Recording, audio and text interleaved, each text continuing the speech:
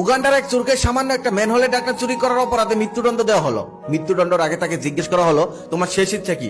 চোর তখন বলল, মৃত্যুদণ্ডের আগে আমার শেষ ইচ্ছা হলো আমি এই দেশের প্রধানমন্ত্রীর সাথে দেখা করতে চাই। তারপর তাকে প্রধানমন্ত্রীর নিকট নিয়ে যাওয়া হলো।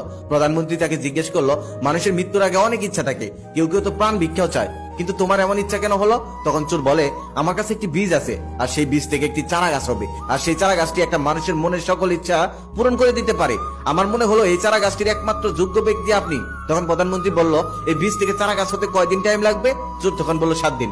তখন প্রধানমন্ত্রী বলল, আচ্ছা তোমাকে 7 দিন সময় দেওয়া হলো।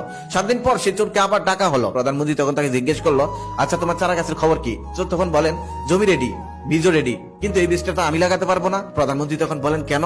তখন চোর বলেন, এই চারা গাছটি এমন একজন লোকে লাগাতে হবে যে জীবনে একটা টাকাও চুরি করেনি। তখন প্রধানমন্ত্রী অর্থমন্ত্রীকে বলল, অর্থমন্ত্রী চারাটা তুমি লাগাও। তখন অর্থমন্ত্রী থুতুমুতু হয়ে বলে, আমি সারা দেশের অর্থ নিয়ে টানাটানি করি, 1 টাকা এদিক থেকে ওদিক হতেও পারে, মন্ত্রী সাহেব দায়িত্বটা না হয় অন্য কাউকে দিন। তখন প্রধানমন্ত্রী দায়িত্বটা দিল পরিবহন মন্ত্রীর কাছে। পরিবহন মন্ত্রী তো থুতুমুতু হয়ে বলল, আমি সারা দেশের গাড়ি এদিক থেকে এদিক নিয়ে থাকি, 1 টাকা এদিক থেকে ওদিক হতেও পারে, মন্ত্রী সাহেব দায়িত্বটা না হয় অন্য কাউকে দিন। এভাবেই সবাইকে দায়িত্ব দিল প্রধানমন্ত্রী, কিন্তু কেউ নিল না, সবাই অজুহাত দেখিয়ে কেটে পড়লো। তখন সবাই মিলে বলল, মন্ত্রী সাহেব যেহেতু চারাটা আপনার, আপনি কারণ। তখন মন্ত্রী সাহেব থুতুমুতু হয়ে বলল, তোমরা ছোট ছোট দায়িত্ব নিয়ে এমন করলে, আর আমি তো সারা দেশের দায়িত্ব নিয়েছি, আমারও তো এদিক থেকে এদিকে 1 টাকা হতে পারে, আমি তো আর পারবো না। তখন চোর বলে, দেখা যাচ্ছে আপনারা সবাই চোর, তাহলে সামান্য একটি ম্যানহোলে ডাকনার জন্য আমাকে মৃত্যুদণ্ড দিলেন কেন? তখন প্রধানমন্ত্রী লজ্জা পেয়ে বলল, আচ্ছা দাও, তোমাকে মুক্ত করে দিলাম। আর ওপাশ থেকে একজন বলতেছে, মন্ত্রী সাহেব ওকে মুক্তি দিলে তো আমাদের সব গোপন কথাও সবাইকে বলে দিবে, ওকে মুক্তি দেওয়া যাবে না, তার থেকে বরং ওকেও আমাদের দলের সদস্য করে নিন,